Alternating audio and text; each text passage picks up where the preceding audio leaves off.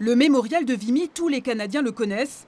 Il figure sur leur passeport et leur billet de 20 $. Le 9 avril prochain, ils seront plusieurs milliers à traverser l'Atlantique pour venir sur cette crête du Pas-de-Calais. Parmi eux, 13 000 jeunes sont attendus. Ce lieu est un lieu de passage. C'est le passage de la mémoire des générations à l'égard du sacrifice qui a été fait par, évidemment, nos ancêtres. Et ceux qui auront la responsabilité de perpétuer cette mémoire, ce sont les jeunes.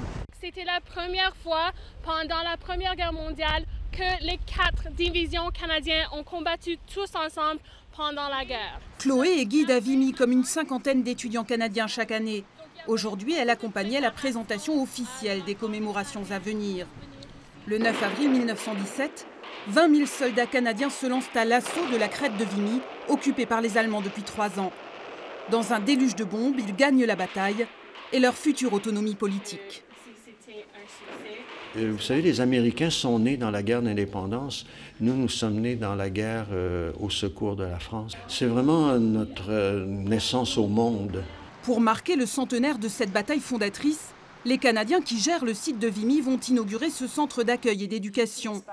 Un lieu d'exposition d'objets, de photos et de films, au cœur du champ de bataille. On voulait que les gens puissent être vraiment ancrés dans cette réalité-là. Donc, tout en ayant une explication sur la nature de l'implication, pourquoi les Canadiens sont venus ici, mais aussi, voilà où ils étaient, donc 100 ans maintenant pratiquement. Le Premier ministre canadien et le prince Charles fouleront peut-être ce lieu de mémoire le 9 avril prochain. À Givenchy-en-Gohelle, commune qui abrite le mémorial de Vimy, c'est tout un village qui va se mettre à l'heure canadienne.